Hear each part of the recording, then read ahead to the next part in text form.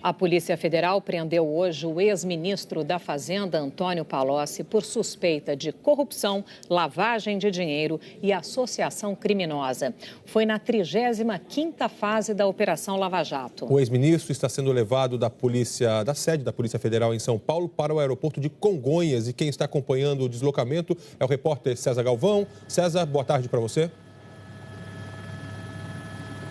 Boa tarde, Evaristo. Boa tarde, Sandra. Nós acompanhamos agora o momento que antecede a ida do ex-ministro Antônio Palocci para Curitiba.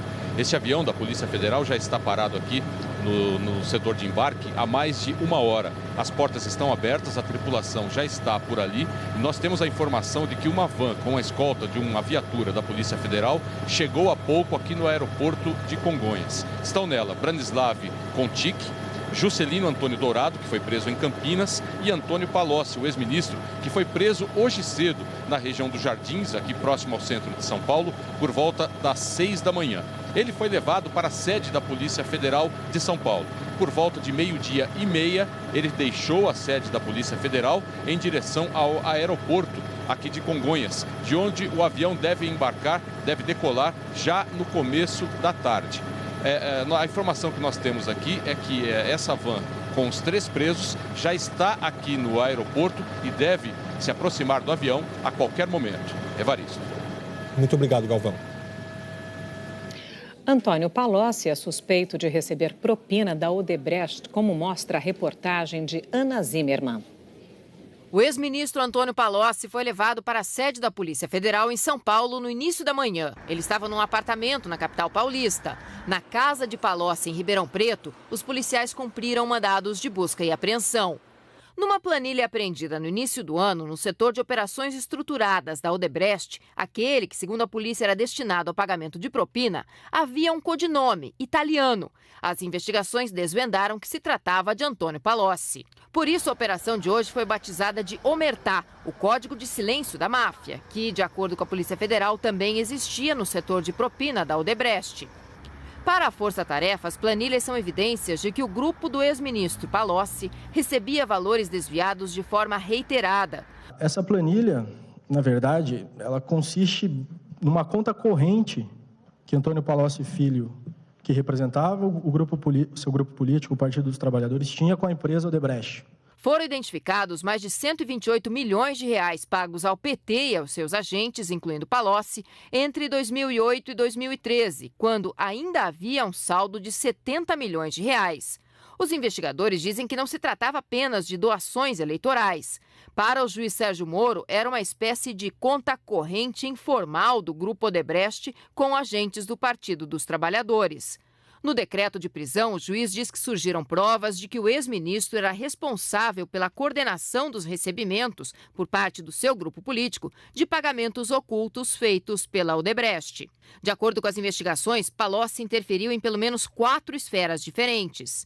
Em contratos com a Petrobras relativos a sondas para a exploração de petróleo no pré-sal, o ex-ministro teria repassado detalhes da licitação para Marcelo Odebrecht, ex-presidente do grupo Odebrecht, antes que ela fosse lançada.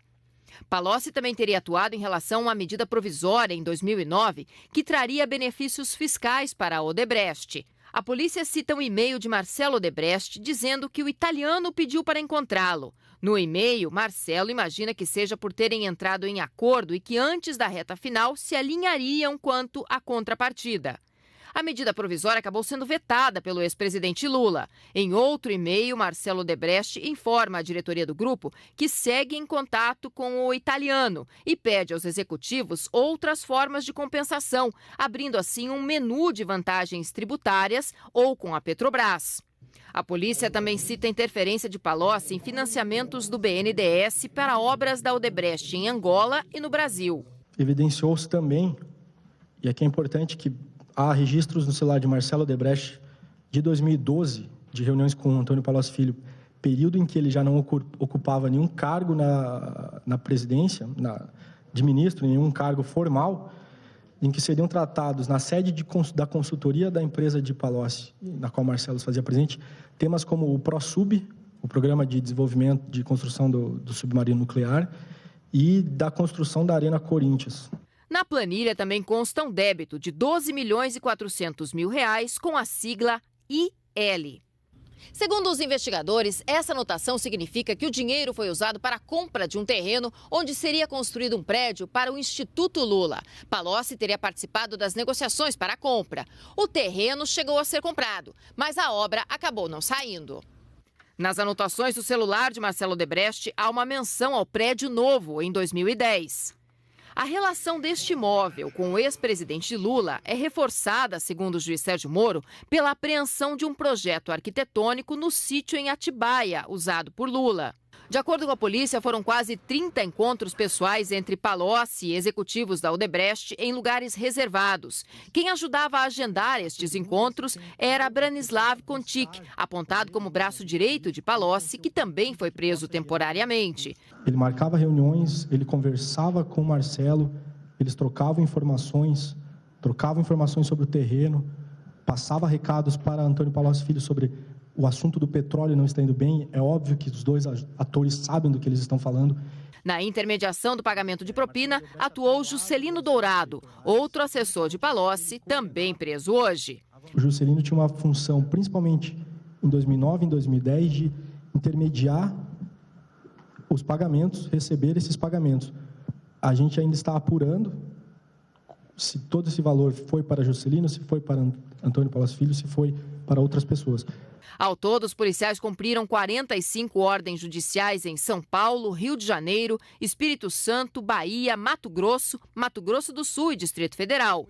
O advogado de Palocci nega qualquer ilegalidade. O ministro da Fazenda tem que ter uma interlocução permanente com o setor empresarial, com a cadeia produtiva do Brasil, para que se estabeleçam as políticas públicas para cada um dos setores. Hoje, se um ministro, se um agente do Estado conversa com alguém da iniciativa privada, já é suspeito de praticar crime. José Roberto Batocchio, advogado de defesa de Branislav Kontik, disse que ainda não conhece os motivos detalhados da prisão, mas diz acreditar que seu cliente não fez nada que violasse a lei.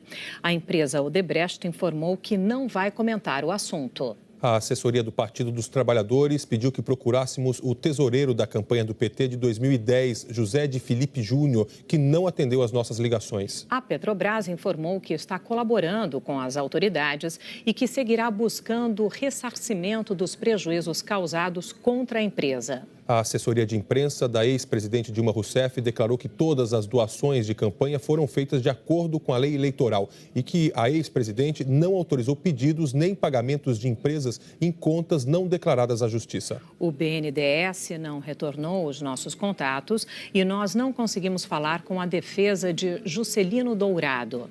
O ministro da Justiça, Alexandre de Moraes, negou hoje que tenha sido informado previamente da operação dessa segunda-feira. Ontem, ele disse que haveria a Operação Lava Jato esta semana. Numa entrevista hoje de manhã em São Paulo, Alexandre de Moraes disse que falou de forma genérica, porque a Lava Jato vai continuar enquanto houver necessidade. Em Curitiba, antes da entrevista coletiva sobre a prisão de Palocci, o delegado da Polícia Federal, Igor Romário de Paula, integrante da Força Tarefa, leu uma declaração negando que o ministro tenha sido informado e que, nos casos em que sua atuação seja necessária, é sugerida ao ministro da Justiça a permanência dele em Brasília, mas sem repassar detalhes das ações. Antônio Palocci foi ministro de Estado nos governos de Lula e de Dilma, mas deixou o cargo nas duas vezes por suspeita de ter cometido irregularidades. Veja na reportagem de Gioconda Brasil. Antônio Palocci é um médico sanitarista que sempre teve vocação para a política. Entrou para o PT em 1980, foi vereador, deputado estadual, federal e prefeito de Ribeirão Preto pelo partido. De fala mansa, foi criando a fama de administrador competente. Se aproximou da cúpula do PT depois da morte do prefeito de Santo André, Celso Daniel. Assumiu no lugar do prefeito assassinado a função de coordenador da campanha que levou o PT pela primeira vez à presidência da República. Antônio Palocci foi o homem forte no primeiro mandato do ex-presidente Luiz Inácio Lula da Silva. Com bom trânsito entre políticos e empresários, foi o fiador da política econômica do governo petista. À frente frente do Ministério da Fazenda, conseguiu o controle da inflação. Palocci ficou no ministério até março de 2006, quando foi forçado a pedir demissão depois do primeiro escândalo que o afastou do governo. Foi o caso Francenildo Costa, o caseiro que afirmou que o então ministro da Fazenda se encontrava com lobistas na mansão em que ele trabalhava, em Brasília. Dias depois da declaração, Francenildo teve o sigilo bancário quebrado.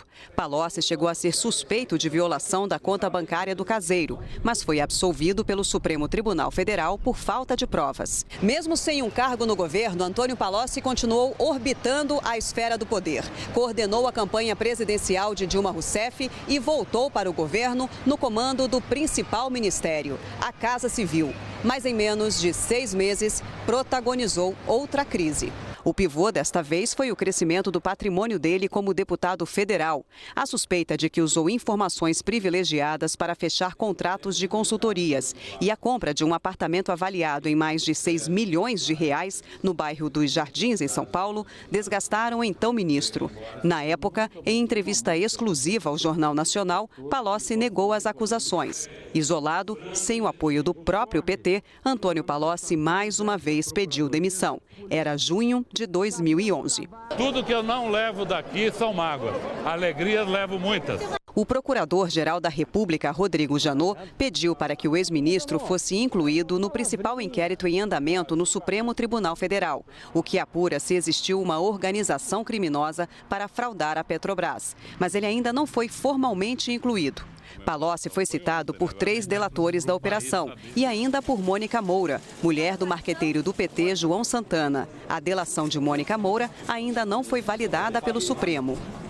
A ação hoje da Polícia Federal, como parte de mais uma fase da Operação Lava Jato, com a prisão de Antônio Palocci, ex-ministro da Fazenda e da Casa Civil dos governos Lula e Dilma, é o único caso na história de um ministro 2 vezes caindo por acusações de corrupção, reforça aquilo que eu já tinha feito a minha interpretação desses dias recentes aí sobre o que está ocorrendo e tal. E meio que sozinho, muitas vezes quase que remando contra a corrente. Por quê?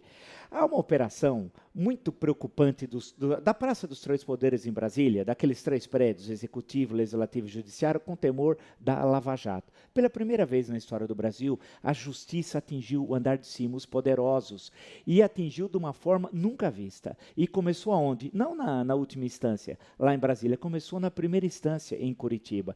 E há um enorme receio por parte do Poder Executivo, do Poder Legislativo, sobre até onde vai a Lava Jato.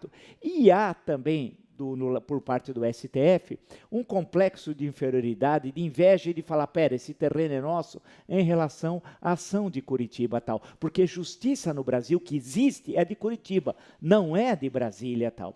Nesse sentido, começou toda uma campanha de tentar desmoralizar a Lava Jato. Essa campanha é antiga, mas ganhou muita força nos últimos tempos, especialmente após o episódio que envolveu o senhor Guido Mantega, né? Aí todo mundo saiu e falou, olha que excesso, porque na semana anterior tinha ocorrido o episódio, segundo alguns, meramente midiático que a Lava Jato fez, expondo como é que funcionava a organização criminosa chefiada, de acordo com o Ministério Público Federal, quem era o chefe dessa organização criminosa? O comandante máximo, expressões de Deltan Dallagnol, era o Lula tal. Aquele espetáculo foi dito que era midiático, absolutamente desnecessário. E eu insisti que não era midiático, não. Aquilo lá foi extremamente pedagógico para que as pessoas, e didático, para que as pessoas pudessem entender, o povo brasileiro, como é que funcionava essa organização criminosa e quem é que estava no meio, sendo o comandante máximo. Expressões do Ministério Público Federal, quem estava no meio era o Lula. Aquela foi importante.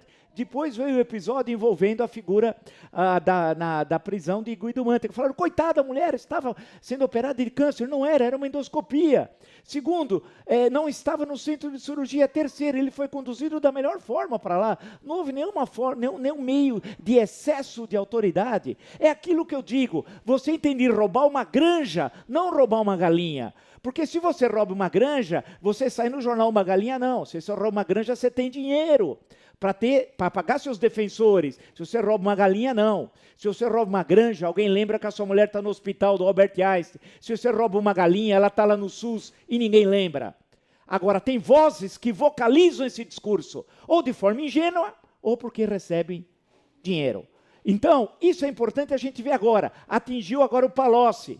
Eu quero ver se vão falar em autoritarismo. Eu quero ver se tem coragem de falar que é espetáculo midiático. Não, isso é justiça.